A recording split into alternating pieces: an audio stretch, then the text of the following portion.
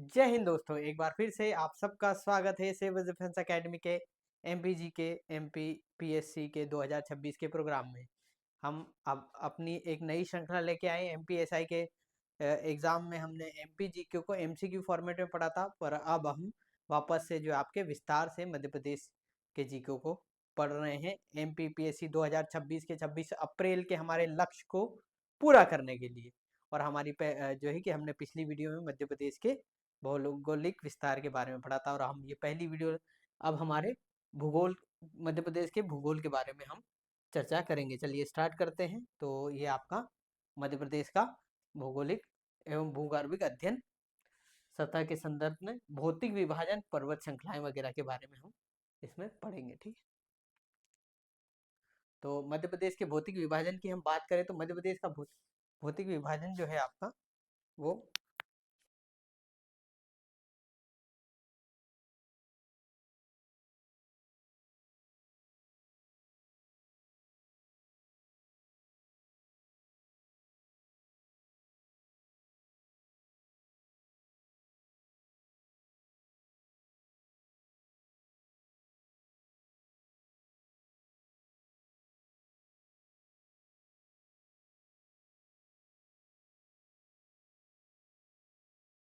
जी हाँ। तो क्या है आपका कि मध्य प्रदेश में भौगोलिक विभाजन की बात करें तो भौगोलिक विभाजन में क्या है आपका कि मध्य प्रदेश के भौगोलिक विभाजन 3 भागों में बांटा गया है। मध्य उच्च भूमि, फिर उसके बाद सतपुड़ा श्रेणी और पूर्व पूर्वी पठार या बघेल मंडपन। और मध्य उच्च भूमि में आपका मध्य भारत का पठार यानी कि ग्वालियर वगैरह का जो क्षेत्र है वो, फिर बुंदेलखंड का पठार, फिर मालवा का पठार, रीवा पन्ना का पठार और नर्मदा घाटी जो आपके मध्य उच्च भूमि में आती है। फिर सतपुड़ा श्रेणी में क्या आता है आपका पश्चिमी, मध्य और पूर्वी। ठीक है, पश्चिम में आपकी ये आप पूर्व में जो सबसे पूर्व में जो आपकी हमारी अमरकंटक पहाड़ियां आती हैं, मैकाल पर्वत आता है, और मध्य में जो आपकी महादेव पहाड़ियां और सतपुड़ा का जो क्षेत्र आता है, और ये जो है कि आपका राजपीपल की पहाड़ियां। ठीक है, राजपीपल की पहाड़ियां। अब ये सेंट्रल हाईलैंड है, इसमें ये आपका मध्य, जो मध्य भारत का पठार। ठीक है, इसमें थोड़ा सा क्षेत्र आपका ये इसका भी आ जाता है। ये मध्य भारत का पठार आ गया है, ये आपका मालवा का पठार आ गया है, मालवा का पठार। ठीक है, हमने हमारी उस श्रृंखला में भी बहुत अच्छे से विस्तार से पढ़ा था। ये आपका जो ये थोड़ा सा क्षेत्र, ये जो आपका बुंदेलखंड का क्षेत्र है। ठीक है, बुंदेलखंड, पेन चेंज कर लेता हूँ। ठीक,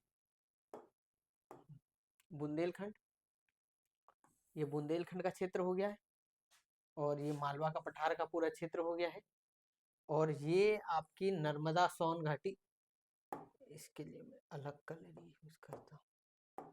ये नर्मदा सोन घाटी आपकी कहाँ से, ये जो आपकी ये नर्मदा सोन घाटी। ठीक है, नर्मदा सोन घाटी, नर्मदा सोन घाटी, ये नर्मदा सोन घाटी का क्षेत्र नर्मदा सोन घाटी है, नर्मदा घाटी है। ये रीवा पन्ना का पठार है, रीवा पन्ना पठार।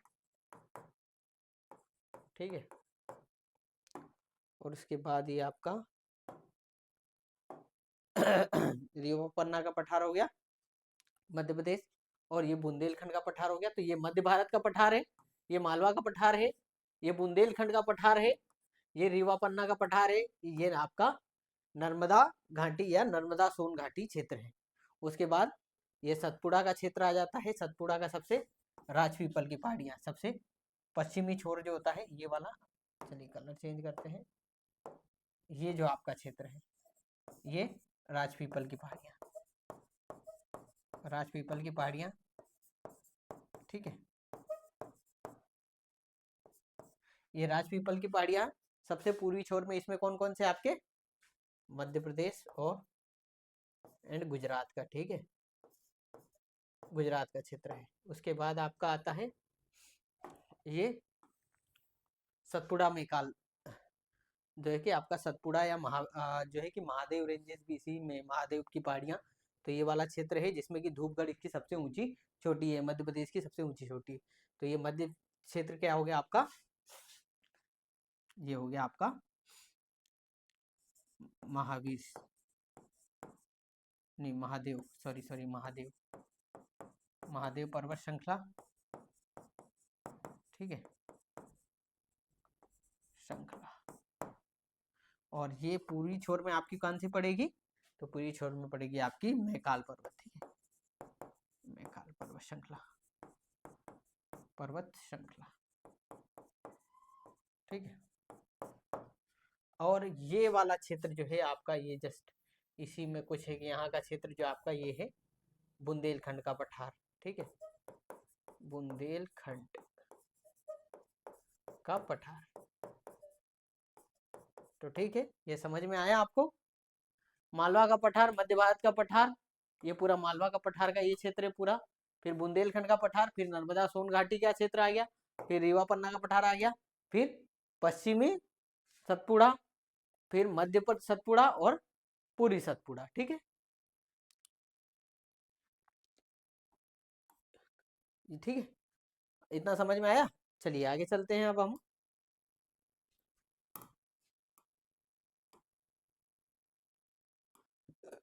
ठीक है, चलिए आगे चलते हैं। और मध्य प्रदेश की स्थिति आपने, हमने पिछली कक्षा में पढ़ा था कि 21 6 डिग्री से 26 10 डिग्री 30 उत्तरी अक्षांश तक है। और मध्य प्रदेश के एक पठारी राज्य है जो भारत का मध्य प्रदेश के हृदय में स्थित है, ठीक है। चलिए फिर आपका है कि मध्य भारत का पठार का क्षेत्र है, तो मध्य भारत का पठार यही वाला क्षेत्र देखिए, मध्य भारत का पठार का क्षेत्र जो आपका ये चंबल का है, तो इसमें सबसे बड़ा उपनाम क्या है इसका, सरसों की हांडी, सरसों की हांडी, यानी कि इस क्षेत्र में जो आपके सरसों सबसे अधिक होती है। और सरसों, तो इसकी बात करें तो सभी सरसों आपकी रबी की फसल है या खरीफ की फसल है, तो आपकी रबी की फसल है, ठीक है, रबी की फसल, रबी की फसल है, ठीक है।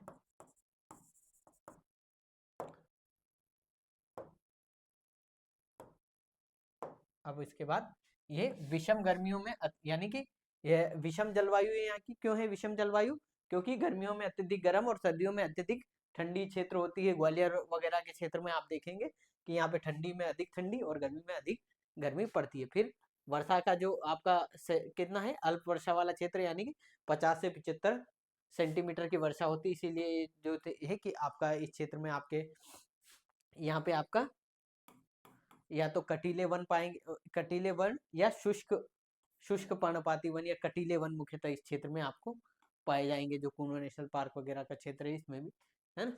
उसके बाद आपके ये आता है जलोढ़ व कछारी मृदा। यहाँ पे कौन सी मृदा होती है आपकी, जलोढ़ मृदा या कछारी कछारी मृदा, जो कि किससे बनी है, नदियों के द्वारा लाए गए जो अपक्षय और अपर्दन के द्वारा, जो नदियों के द्वारा जो अवसाद या लाए जाते हैं, उसके डिपोजिशन या उनके जमाव से आपके जलोढ़ जो जलोढ़ या कछारी मृदाओं का निर्माण होता है। इसमें सबसे महत्वपूर्ण एक बीहड़ प्रभावित क्षेत्र है इसमें, और ये किस लिए जाना जाता है आपका बीहड़ प्रभावित क्षेत्र, तो इसका जो है कि इसका निर्माण विंध्यशैल समूह के अपर्दन और चंबल नदी के निक्षेपों से होता है, ठीक है। विंध्यशैल जो है आपके ये मध्य प्रदेश में जो नर्मदा घाटी है, नर्मदा घाटी के विंध्य विंध्यांचल, ये विंध्यांचल पर्वत श्रृंखला है, और ये आपकी सतपुड़ा, ठीक है, सतपुड़ा पर्वत श्रृंखला, और ये आपकी नर्मदा नदी है, ठीक है। और इस सतपुड़ा के नीचे आपकी ताप्ती रिवर आएगी, ठीक है, ताप्ती ताप्ती नदी है। अब इसमें, और ये जो आपका इसकी पश्चिमी सीमा, यहाँ मालवा का पठार है, इसकी पश्चिमी सीमा कौन बनाता है, इन दोनों के बीच का क्षेत्र जो मालवा का पठार है वो, तो उसकी पश्चिमी सीमा बनाता है अरावली, ठीक है, मालवा का पठार, ये मालवा का पठार, ठीक है। तो इस तरीके इसमें सबसे ऊंची जो आपकी कौन सी आपकी, तो सबसे ऊंची टोगरी चोटी जो आपकी टोगरा है जो कि श्योपुर जिले में कितनी है 430 मीटर। ठीक है, चलिए अगले चलते हैं, अब आगे चलते हैं, हम आगे देखते हैं। तो ये आपका मध्य भारत के पठार की क्षेत्र हो। फिर बुंदेलखंड, बुंदेलखंड का ग्रेनाइट क्षेत्र, ये शायद इसमें थोड़ा सा गलत हो गया है, क्योंकि बुंदेलखंड का पठार जो है ये वाला क्षेत्र है, ये वाला क्षेत्र जो है आपका, ये बुंदेलखंड का पठार है। ठीक है, ये गलत है इसमें, तो आप ध्यान रखिएगा, बुंदेलखंड का पठार। ठीक है, और आपका काई से बना हुआ है ये, तो नीस और ग्रेनाइट या सबसे पुरानी चट्टानों जो आपके नीस और ग्रेनाइट की चट्टानों से बना हुआ क्षेत्र है। और सबसे ऊंची चोटी सिद्ध बाबा है जो कि 1172 आपकी मीटर है। ठीक है, ये बुंदेलखंड के पठार की सबसे ऊंची चोटी है।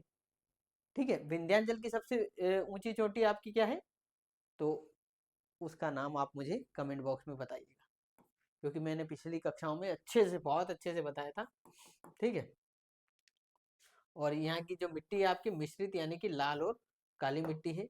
और टोर जो आपकी यहाँ पे ये जो इस तरीके से जो बना होता है उसको टोर कहा जाता है, जो कि ये समतल प्राय मैदानों के बीच में छोटी छोटी गोलाकार पहाड़ियों में मिलती है, जिन्हें टोर कहा जाता है। ठीक है, एक टोर अलग भी है, वो टोर प्रजाति की मछली थी हमारी। ठीक है, यह मध्य प्रदेश का सर्वाधिक सूखा प्रभावित क्षेत्र है। और यहाँ की जीवन रेखा जो यार, या यहाँ की गंगा जो कौन सी है नदी है, वो आपकी बेतवा नदी है। ठीक है, चलिए आगे चलते हैं, अगले पे देखते हैं, मालवा के पठार की बात करते हैं। ये मालवा का पठार का क्षेत्र है। अब जैसे कि ये वाला क्षेत्र है ना, ये मध्य भारत के पठार में चले जाता है। ठीक है, थोड़ा थोड़ा सा कंफ्यूजन है, पर ऑन एन एवरेज ये मालवा का पठार का ही क्षेत्र है। ठीक है, पूरा। तो इसमें ये है कि ये लगभग कितना प्रतिशत है, 28% भाग है। सबसे बड़ा प्राकृतिक क्षेत्र है। निर्माण की बात करें तो दक्कन ट्रेप के लावा और बेसाल्ट चट्टानों से ये निर्मित है, टूटने से बना। और यहाँ पे जो आपके ब्लैक सॉइल या काली मिट्टी पाई जाती है। और चीनी अर्थशास्त्री या आपके कहेंगे सॉरी चीनी यात्री फाहियान जो चंद्रगुप्त द्वितीय के समय में आया था, उन्होंने मालवा की जलवायु को विश्व की सबसे सर्वश्रेष्ठ जलवायु कहा था, क्योंकि ये सम जलवायु है, ना अधिक गर्मी है ना अधिक ठंडी है। ठीक है, इस वजह से ये विश्व की सबसे सर्वश्रेष्ठ जलवायु। फिर फसलों में आपके बात करें तो सोयाबीन, कपास और गेहूं इसी क्षेत्र में सबसे अधिक उत्पादन होता है। और इसकी जो आपके किसकी मालवा के पठार की सबसे ऊंची चोटी आपकी सिगार है, जो कि 881 मीटर है। फिर जाना पाव है 854 मीटर है, और धजारी है 810 मीटर है। और तीनों ये आपके इंदौर डिस्ट्रिक्ट में, कौन से में, इंदौर जिले में। ठीक है, चलिए आगे चलते हैं, आगे देखते हैं हम। आगे है आपका रीवा पन्ना का पठार, ये विंध्यांचल कगारी का क्षेत्र है आपका। तो रीवा पन्ना का पठार का क्षेत्र है, और मुख्य श्रृंखला है यह विंध्यान कंगारी कगारी या स्कार्पलैंड भी कहा जाता है। इसका निर्माण आपका विंध्य शैल समूहों के अपरदन से हुआ है।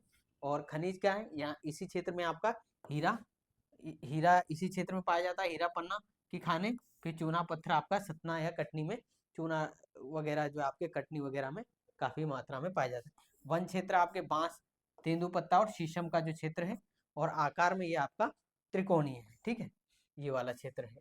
इसमें ये क्षेत्र बुंदेलखंड में चला जाएगा, ये वाला क्षेत्र है थोड़ा है।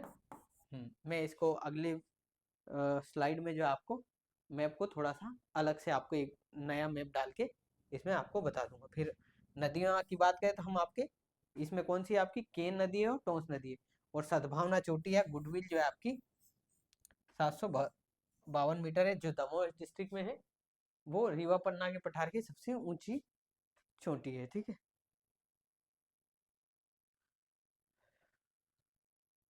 नर्मदा सोन, जो नर्मदा सोन घाटी का क्षेत्र है, ये वाला क्षेत्र, ये आपका कृषि अर्थव्यवस्था की रीढ़ कहा जाता है, कि सबसे अधिक गेहूं वगैरह का जो आपका निर्माण इसी। यह एक भ्रंश घाटी है, रिफ्ट वैली है, जो कि विंध्यान और सतपुड़ा श्रेणी के मध्य में है। ठीक है, और यह मध्य प्रदेश का सबसे निचला प्राकृतिक विभाग भी है। फिर गहरी काली मिट्टी इस क्षेत्र में, यहाँ इस क्षेत्र में गहरी काली मिट्टी पाई जाती है कपास और मूंगफली के लिए, और गेहूं की फसलों के लिए, और लाल मिट्टी आपकी चावल के लिए। ठीक है, यानी कि ये ईस्ट वेस्ट में गहरी काली पाई जाती है, बीच में प्रमुख फसल ये वाला क्षेत्र जो आपका होशंगाबाद और सीहोर वगैरह भोपाल के आसपास का क्षेत्र है, जहाँ पे शरबती गेहूं सबसे विश्व प्रसिद्ध है वो इसी क्षेत्र में उगाए जाते हैं। और सबसे जो ये वाला क्षेत्र है जो नर्मदा सोन घाटी का, इसमें लाल मिट्टी पाई जाती है। ठीक, ओके, चलिए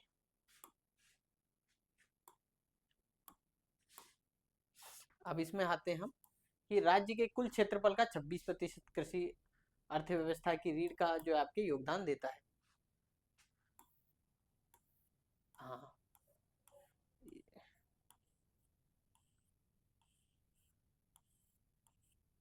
एक सेकेंड एक सेकेंड। मालवा का पठार 28% है और ये आपका 26% है, ये ध्यान रखिएगा। ठीक, कौन सा? नर्मदा सोन घाटी का क्षेत्र। फिर सतपुड़ा मेकाल श्रेणी का क्षेत्र आ जाता है, ये पूरा क्षेत्र आ जाता है सतपुड़ा और मेकाल श्रेणी का क्षेत्र है। राजपीपल की पहाड़ियाँ, महादेव की पहाड़ियाँ और ये आपकी मैकाल पर्वत का क्षेत्र जो अमरकंटक की पहाड़ियाँ भी इस क्षेत्र।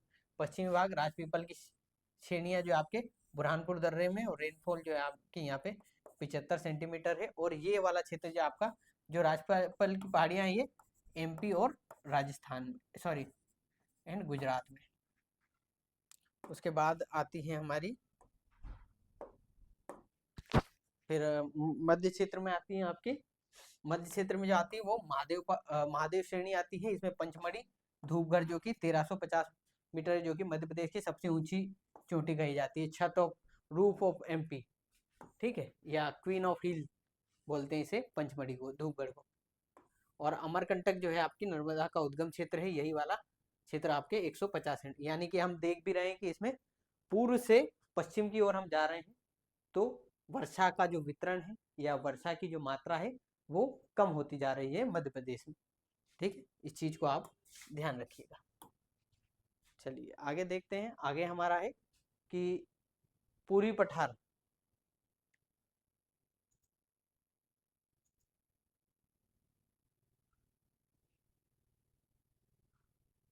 पूर्वी पठार या बघेलखंड। ठीक है, ये अब ये इसमें थोड़ा सा फिर से दिक्कत हो गई है। ये वाला क्षेत्र आपका बघेलखंड का क्षेत्र है। ठीक, ठीक है, ये वाला क्षेत्र ये बघेलखंड का क्षेत्र है, ये इतना है ना, ये यहाँ तक ऐसा पूरा मान सकते हैं आप इसमें। तो इसके बारे में है, ये भारत मध्य प्रदेश का लगभग 7% क्षेत्र है। ये प्रदेश का सबसे छोटा क्षेत्र प्राकृतिक भाग है। और भूगर्भिक का तो काई से निर्मित हुआ है आपका, तो आद्य महाकल्प में शेल शेल समूह के निर्माण यानी कि जो गोंडवाना रॉक है उससे निर्मित हुआ है। और खनिज संसाधनों की बात करें तो सबसे अधिक कोयला हमारा गोंडवाना की चट्टानों पाया जाता है, सिंगरौली का बेडम और शहडोल का जो है कि शहडोल में आपकी सिंगरो सिंगरौली शहडोल में सबसे, शहडोल में जो आपका मिथेन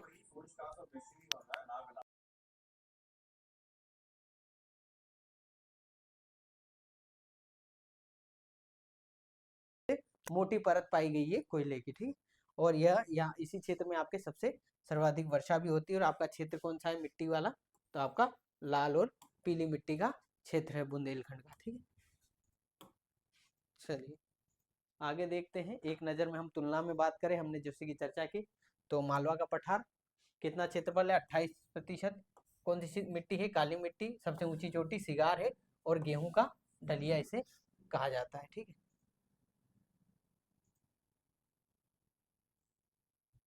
ठीक है, चलिए उसके बाद आपका मध्य भारत का पठार आता है हमारा, क्या है आपका? 10.68% जलोढ़ व कछारी मृदा, सबसे ऊंची चोटी टोगरा श्योपुर में। ठीक है, और सरसों की हांडी से कहा जाता है।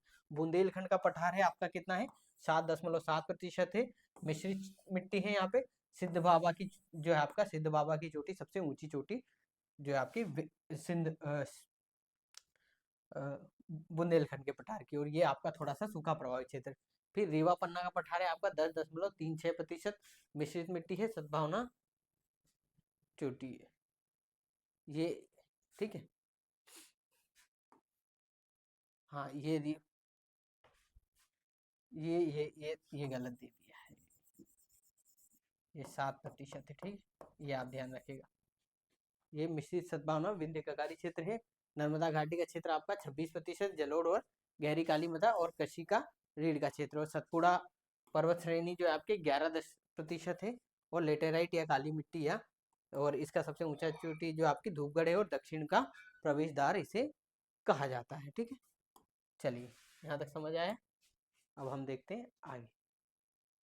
मध्य प्रदेश में पर्वत श्रृंखलाओं के बारे में हम बात करें तो कांकरी बल्टी कहाँ पे है? इंदौर में। इंदौर में जो है आपके, यहीं से आपकी शिप्रा नदी, ठीक है, शिप्रा नदी यहीं से निकलती है। ये शिप्रा नदी, ठीक है। और ये विंध्याचल पर्वत है, प्राचीन मोड़दार, ये भांडेर की पहाड़ियां इसी का क्षेत्र क्रम है। और केमूर उपक्रम जो बिहार तक जाता है, तो ये आपका इधर राजस्थान के क्षेत्र से लगते हुए कहाँ तक जाता है? आपके सीधे बिहार तक जाता है। फिर उत्तरी व दक्षिण के विभाजन कौन करता है? तो आपका नर्मदा नदी।